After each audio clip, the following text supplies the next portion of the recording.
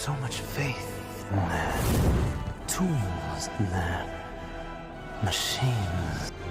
You can fire your arrows from the Tower of Babel, but you can never strike gold!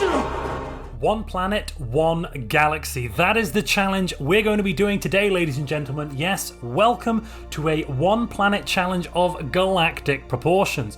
So we're going to go out and play a game on maximum difficulty. Yes, Grand Admiral, no scaling. We'll also bring the crisis forwards by, I don't know, let's say 100 years and make it an Unbidden crisis for extra spiciness. Because, as some of you may know, the Unbidden are really a very tricky little crisis to have. They clump up oh so tightly, oh my goodness me, and then you've got this kind of death ball, oh no.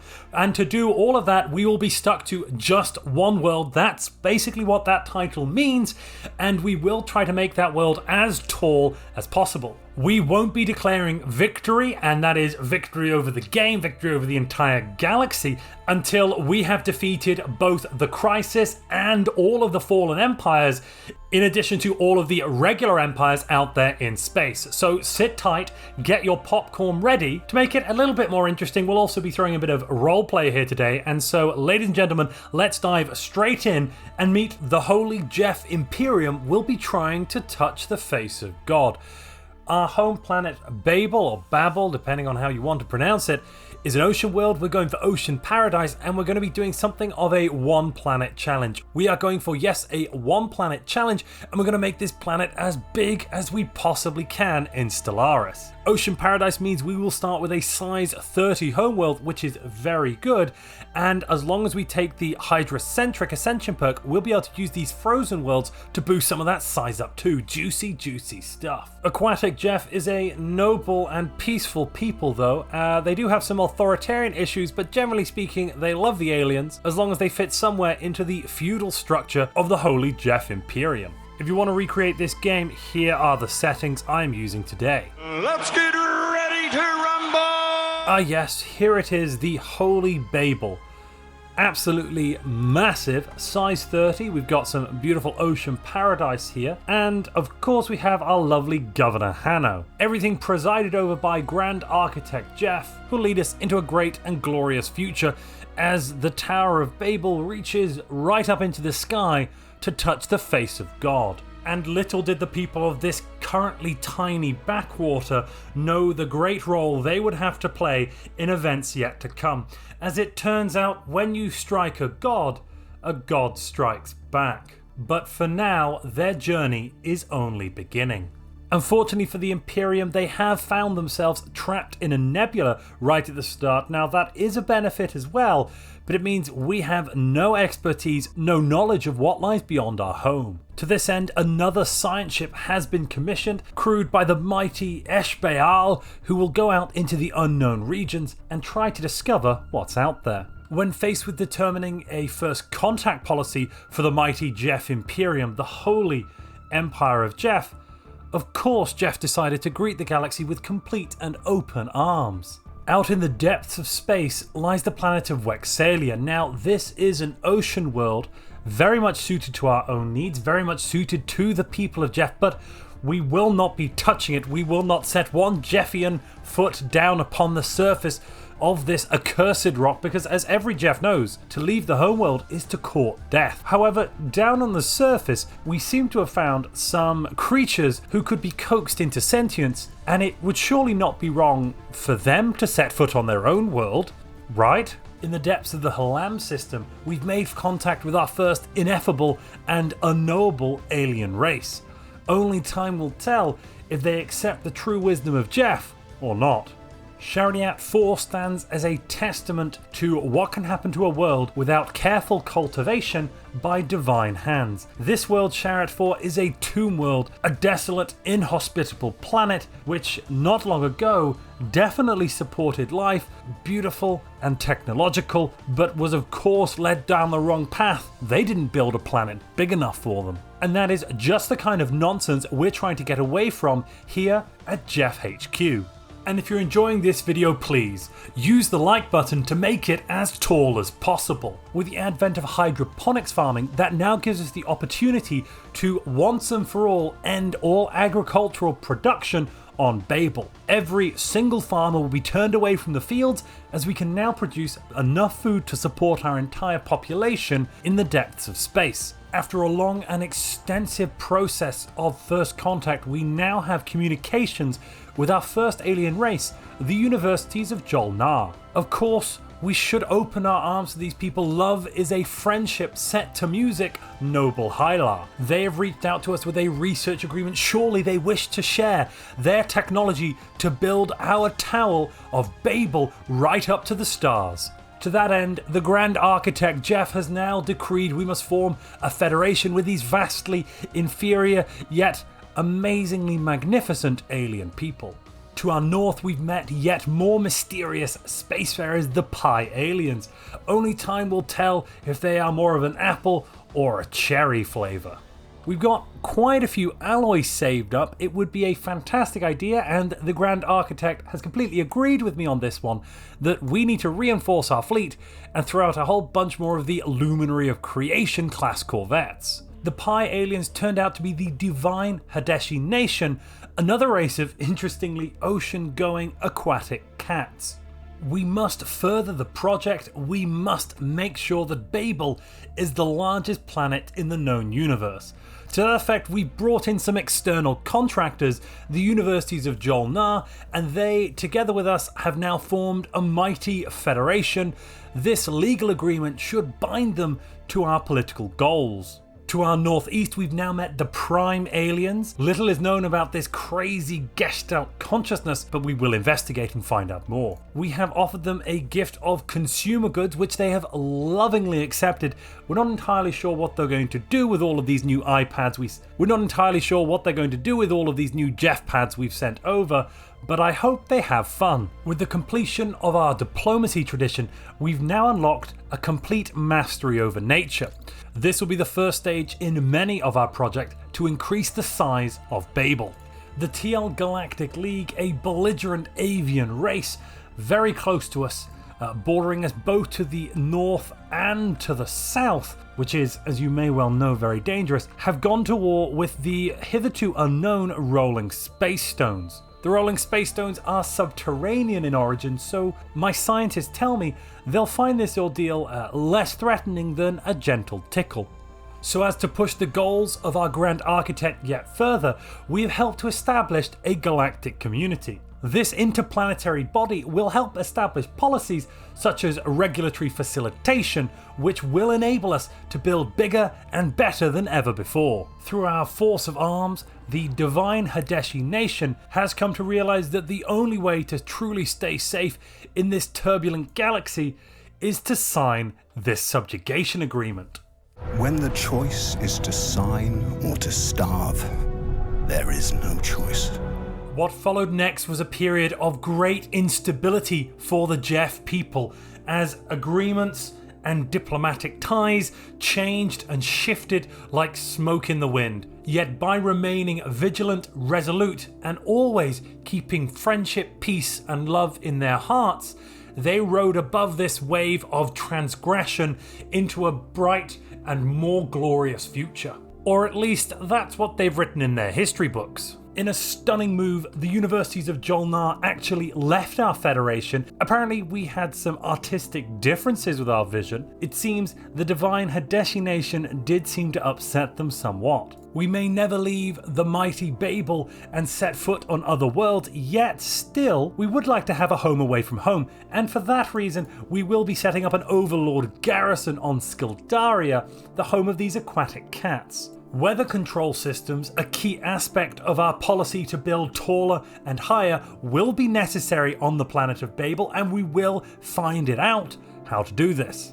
Peace could not come soon enough for the TL Galactic League. Not only did they lose dramatically to the Rolling Space Stones, the Akano centralized dominions, a rebel faction with beautiful coats, has broken away from them, and the Akano actually have agreed to do some remote work on our new towers. Meanwhile, the TL have been left as a vassal, a mere vassal, under the rolling space stones. The passing of a Titan, Jeff, the Grand Architect, the Visionary, who believed that Babel should reach as far into the night sky as he could possibly see, is dead. In his place, Grand Architect Jeff II has stepped forwards. He has some new ideas about the optimization of lesser species. We're going to sign a new diplomatic agreement with the Divine Hadeshi Nation. We are going to alter the deal. I am altering the deal. Pray I don't alter it any further.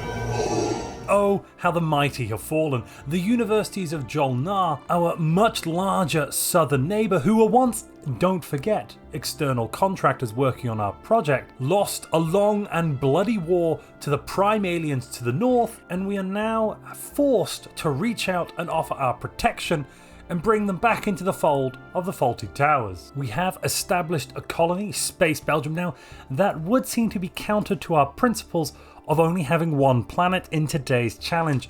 But don't worry, I'm going to get rid of them almost immediately.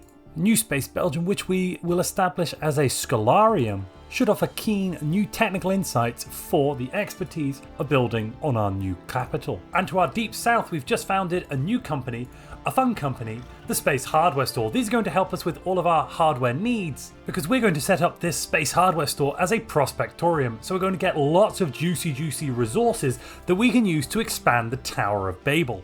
And unfortunately for our neighbours to the north, we do require even more resources, from 15% to 30% of their basic income, in order to make sure our construction projects get well underway. Our empire must become more and more specialised and find new and exciting ways to live on the only world that we have chosen to have at the heart and centre of our galactic empire, galactic terraforming project. And for that reason, the Grand Architect Jeff has chosen to go for hydrocentric. Anti-gravity engineering will finally unlock the module we need, and the ability to build our towers taller, deeper. I'm not really sure where we're going. Forward, not backward. Upward, not forward. And always twirling towards freedom. With great fanfare, the expansion of the planetary sea, the expansion of Babel, is beginning. And it's clear with all of this that Grand Architect Jeff II has developed quite an eye for talent. Reeling from a lost war with the prime civilization to our east, the Galactic Transport Guild has finally agreed to join our mighty construction project as an external contractor. This brings the total number of external contractors all the way up to 6, and we're doing pretty well. Babel itself is currently at size 35. It is beautiful. The Grand Architect Jeff II is very pleased. We're getting some of that from the expanded planetary seas. We've also begun constructing habitation modules in orbit around the planet. In addition to our alloy processing facilities, this is making Babel an economic powerhouse. In the year 2275, Grand Architect Jeff III instigated a massive change in the Faulty Towers Galactic Union.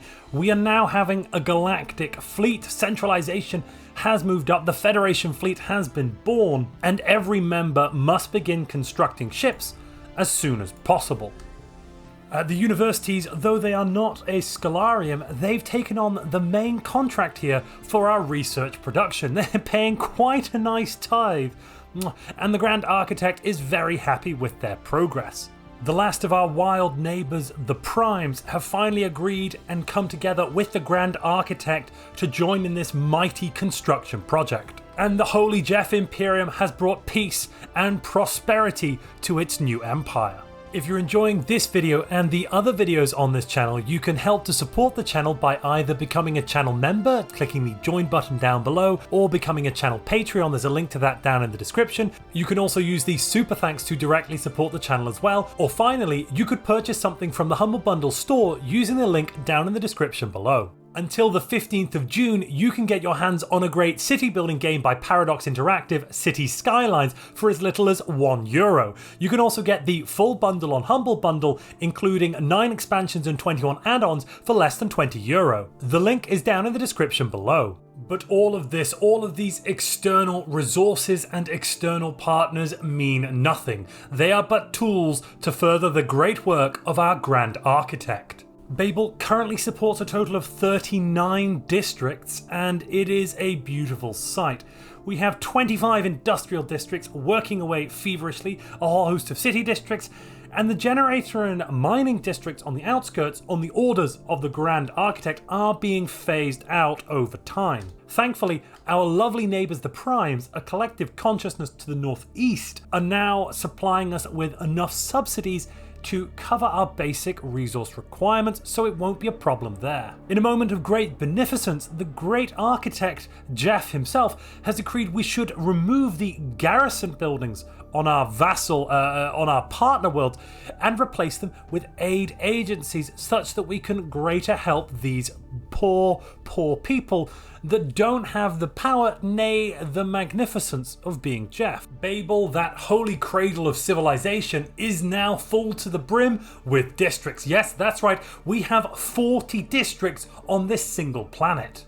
But in order to continue expanding and creating a larger, bigger and better world, we have to change tact. We can no longer expand the planetary seas, and for that reason we must embark on a new project, an arcology project. On this, a size 40 world. The Rolling Space Stones, fearful due to their bordering of the Makar Citizen Republic, have finally agreed to join the great project just as it nears completion. For reasons we cannot quite fathom, the universities of Jolnar are destroying our local neighbours, that is, the Ryub Marauders. I couldn't quite work out why they're doing it, but doing it they are nonetheless. With Babel encased, we can now strike out against the gods themselves.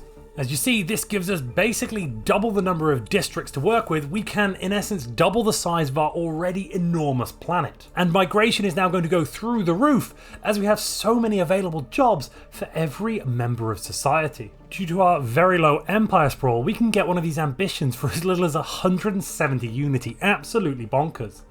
Spies are now reporting the Divine Hadeshi nation is about to open the L cluster. That could be a little dangerous, though. The Holy Jeff Imperium stands ready economically to step in, what with our single planet and all. We've noticed something a little terrifying. It seems that trans Jeff, yes, Jeff that have been cybernetically altered by some nefarious power in the galaxy, are now on the slave market and being sold as slaves. Well, we're going to obviously bring them back to Babel for a bit of genetic testing. Babel will also ascend. By ascending, we reduce the burden of this massive world on our Empire's resources, and it gets a little bit better. Terrifyingly, the universities of Jolnar have now upgraded themselves, well, they claim to have upgraded into what we can only describe as some sort of cybernetic suit. We assume they're still alive inside of that thing, but we really can't know for certain, although hopefully this helps them with their role as an external contractor. The Divine Hadeshi nation, our vassal, our subject, our external contractor, sorry, there was a bit of a translation error there. They seem to have opened the L gates. Luckily, they have not appeared to be occupied by a hostile entity at this time.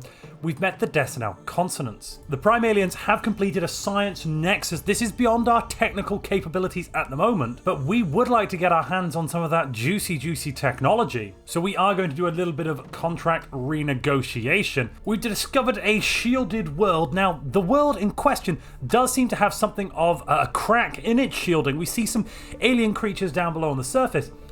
For that reason, we've decided to interrupt the time loop. Possibly we could learn something about planetary construction this way. I'm sure nothing could possibly go wrong.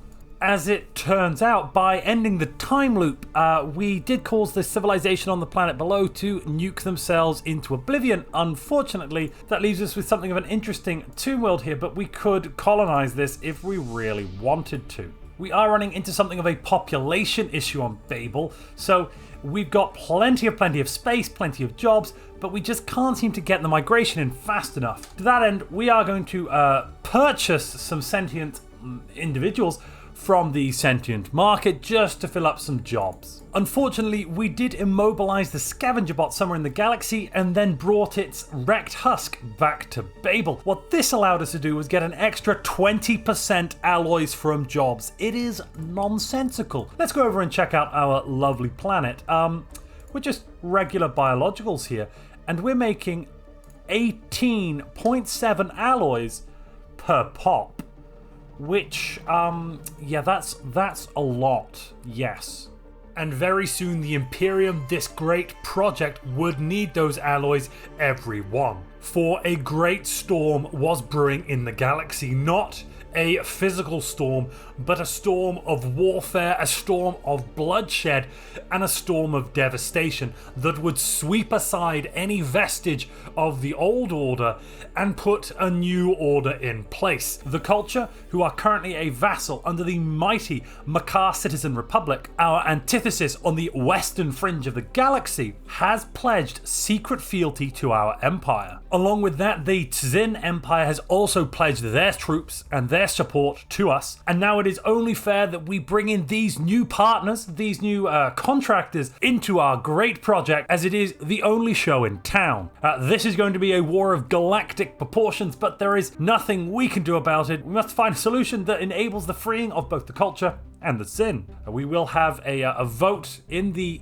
Faulty Towers Federation, and it seems with our vote of a yes, that's a yes overall. And yeah, we are now at war. Ladies and gentlemen, we are at war.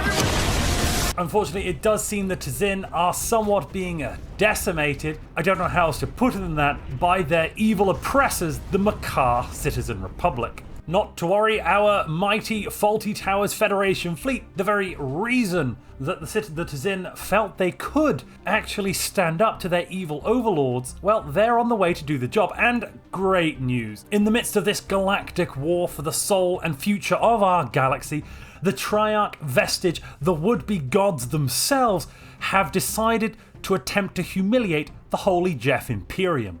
Hello, Delegate. In response to this direct threat to the Republic, Misha proposed that the Senate give immediately emergency powers to the Supreme Chancellor. Riding on the back of this obvious crisis to the galaxy, the only power capable of standing up to the evils that exist here, we, the Holy Jeff Imperium, have been nominated as custodian of the galactic community. It is with great reluctance that I have agreed to this calling. I love democracy. I love the Republic. The power you give me, I will lay down when this crisis has abated. To that end, Grand Architect Jeff has proposed a galactic defense force is needed to counter the evil Citizen Republic. If it's got Republic in the name, you know it's not democratic. And as my first act with this new authority, I will create a grand army of the Republic. And we pushed that through as an emergency measure, so it's on the floor immediately. Thankfully, our mighty subsidiary friends are also voting in favor of this. Praise be. Jeff, the Grand Architect, his vision enshrined forever in the mighty towers of Babel that are breaching the sky, don't forget, ladies and gentlemen, just as our forefathers always wanted and believed, has had to dissolve the Peaceful Advancement League. Yes, it was a great tool to get him into power, but between you and me, the Obedience, Loyalty, and Duty Vanguard have completely supplanted it in usefulness and need. Meanwhile, in the Saratoni system, our ships, our brave boys, have engaged the enemy. The First Fleet of the Citizen Republic will be attacked and defeated. In the Hithara system, a large fleet of battle cruisers and escorts has already made their way through our space and are continuing on the aggressive. We are forming up in Dorelion at the moment, though I'm not sure we have the military might to resist them. The first casualty of this war has been a noble construction ship. Their lives will forever be remembered in the journals of our people. Meanwhile, the Mokar Citizen Republic are aggressively pushing. They're pushing into the Rolling Stones and the TL block, cutting us off down in the south here. But our boys in blue, our brave Republic fleet, has moved in. We have brought a super weapon that they have not expected and were not accounting for to drown the stones to death. Yes, that's right. We're going to use the power of water because everyone knows water always beats rock. And it seems just in the nick of time, we have had a reinforcement fleet arrive here. Thank goodness, together they might be able to hold against this evil and deceptive enemy force. And there we are, we've engaged them. We've suffered some massive losses to our Federation forces, though our own personal armies are doing fine. And we've also had, amazing, we also had another fleet arrived just in time to save the day. The brave Federation forces have now besieged the enemy capital. This is the Citizen Republic's capital, and we are bombarding it down. However, it is taking some time. In order to do this more efficiently, the Grand Architect has decreed we can move from a selective bombardment stance to indiscriminate, allowing the full use of all orbital weaponry with no regard for the apparent life on the surface, for as we all know, rocks are not alive. The People's Republic of North Birchville have taken being a vassal to the next level. They're a subsidiary of the Makar Citizen Republic, yet not only is the Makar Citizen Republic their overlord, there is actually a Makar in charge of the People's Republic as well. Truly terrifying. One can only hope and pray for the future of their society. Unfortunately, we also seem to be having something of a crime problem has broken out on our capital. The ever-trustworthy Governor Ashuniation seems to not be quite as righteous as he claims. Yes, and this will need a swift change in policy. Precinct houses are being built. Hopefully, we're going to be able to get rid of this. We're also coming to the rescue of one of our contractors, the TL Block. We've flown into what seems to be something of an ambush. Quite a few fleets set up here to attack us. Hopefully we can survive, but this engagement is not a favorable one for us. Krolus, the capital of the Rolling Stones, is under bombardment. They are doing a laughably tiny amount of damage though, if you can see here, 0.01% per day, and the cavalry have just arrived. The universities of Jolnar are now having a bit of a problem with Triarch Vestige. Luckily, we jumped in there and annihilated the enemy pretty much instantaneously, then allowing us to reconnect our hyperlane network. And it's beautiful to see our allies here working together in concert to attack the enemy. It's lovely, actually, to see that happening. Truly a sight to behold. Teamwork makes the dream work. The remaining concentration of Birchville ships and Citizen Republic ships, our great enemies in this galactic war, have mainly been contained here in the Yathamir system. To the south, our mighty Federation fleet, outfitted with 5 Titans no less, stands ready to jump in. And to the north, with 12 Titans strong, and that's an important point, you could just build Titans in a Galactic Defense Force fleet if you really wanted to, is preparing to jump in and seize the moment. Bringing you the action live, here we go. And there are the Titan beams firing up from both sides. It is a glorious sight to see. I wonder if we have brought enough ships though. From what I can tell, the devastation and the damage is astronomical. It's glorious. And there we are, an overwhelming and devastating victory. Here lie the corpses and the destroyed ships of our enemy, who, I don't think they will anymore be able to mount an effective defense against us. Meanwhile, a galactic power surge has been detected. Our scientists are analyzing this. Don't forget, we are fully at war with half of the galaxy and a fallen empire. Let's see what we can do with just a single planet.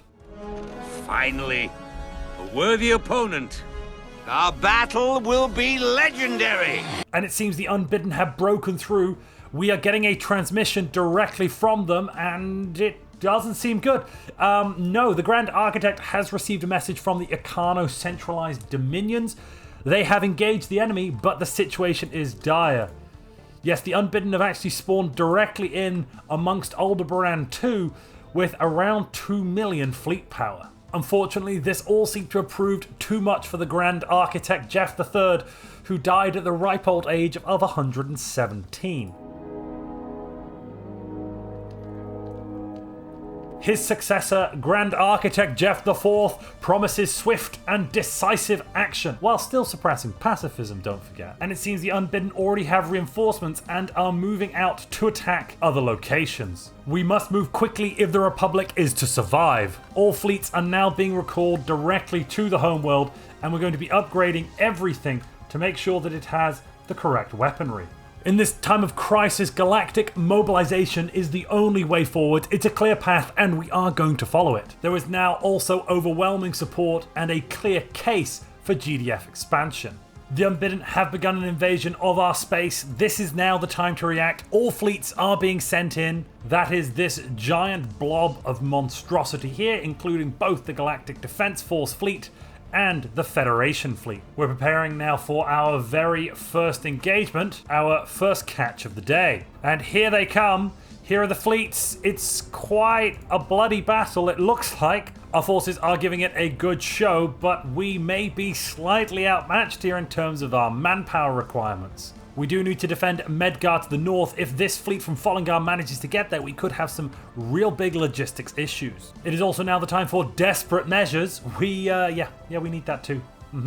Due to the hyper relay network, we've managed to move some fleets up in defense, but I'm not sure it's going to be enough. What can men do against such reckless hate? And thankfully, here come the major reinforcements just in time. This is now a fair fight. Analyze his fight pattern. Scanning. We've analysed their pattern and now we're going to attack. Countermeasures ready. Let's kick his ass. We're going to jump straight in here. Oof, there we go. But the Unbidden they've backstabbed us. They've jumped. They've used their jump to get into our space. She can't do that. Shoot her or something. Faster than we could react. We need to get back and defend our people immediately. And there we are, we've made it in. We arrived in a bit of a haphazard fashion, it seems, but we did achieve victory nonetheless. The largest of the Unbidden fleets, 1.1 million, is moving into our space now. It's taken Diarmu and it's moving up to Saldropis. It is only 4 jumps away from Babel. Apparently, well, it might be possible to fail. And now we really do have a bit of an issue. The Unbidden are moving up 3 very large fleets along this corridor towards Havenstar, towards our glorious planet. We've regrouped our forces here in the Havenstar system, and now we're going to press the attack because a good offense is a good defense, because offense is a good defense. You know, that's the line. I don't know. We're using the hyperlanes as well to devastating effect here because they are not being destroyed immediately by the Unbidden, so we're able to still use them to press the attack even after we have lost the system. Here's a great example of this. We've just jumped in to the Cordip system and we're going to take this fleet apart. The Glebzig Foundation seem to have awoken in order to attempt to deal with this galactic threat. They've called themselves the Galactic Defense League and claim to be the guardians of the galaxy. Complete hogwash, as everyone knows. The seat of true power in this galaxy is the mighty Babel in Havenstar, and that is ruled over by the Grand Architect Jeff and his subsequent generation.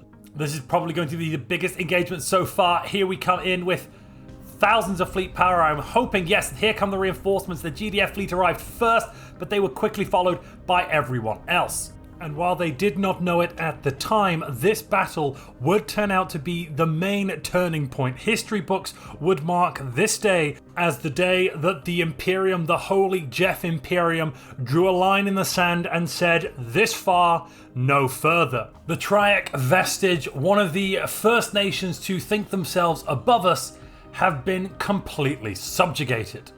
We now accept their complete and unconditional surrender. There is a dimensional anchor here in the cam system. Once we take this anchor out, we've only a few short jumps away from Aldebaran, and then we should be able to once and for all remove this stinking filth from our galaxy. That will only leave the Makar Citizen Republic, who generally speaking have been pretty much subjugated. Yeah, they've lost the war, and we finally managed to roll colonial bureaucracy in 2350. That's kept us out of having things like code breaking, quantum hacking, encryption, all of that lovely stuff. Yeah, we've been unable to benefit from that because we simply couldn't roll this technology. I know it's a little ironic. As a minor piece of technical legislative change, we have changed up the custodianship agreement. Now it will no longer have a specific term limit. The galaxy can choose at any time to end the custodianship if they want to be unprotected and die a horrible death. We have another dimensional anchor here that we will have to take down. It should be destroyed. It will be destroyed. We can achieve victory for the whole galaxy. With our main fleets away, these two smaller fleets here of 300,000 and 160,000 are going to present something of a problem. We have a minor task force here of 350,000, but they are too far away to help immediately. We will prepare by initiating a jump. They'll get there in 14 days, and we'll time that to coincide with the arrival of our other forces. Here is a galactic pincer maneuver. Let's hope it pays off. We won, but we did suffer massive casualties. Our other forces have been left scattered, but this seems to be the culmination of our long campaign. A GDF fleet matching a Federation fleet. They're going to fly in here to Alderaan, and hopefully we can get the job done. This is the final fight against the Unbidden. Let's see if we can prevail. I have hope and faith in our good soldiers.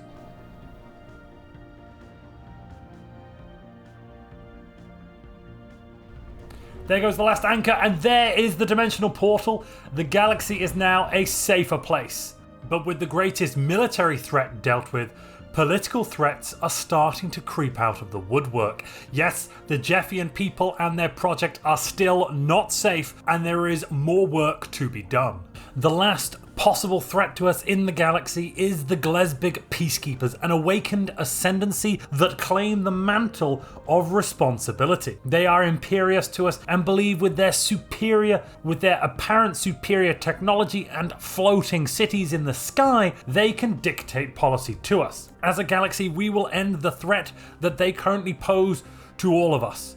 War will be waged, and we will succeed. Stage 1 in this 3-stage plan is going to be to intervene and attack their forces where they are strongest, wiping them out in a blitzkrieg. We're going to go in with triple their numbers, and hopefully we achieve victory. We've engaged in Ilya. That is, that's the confirmed engagement. Ilya has fallen the starbase there. We've also engaged here at Hixar.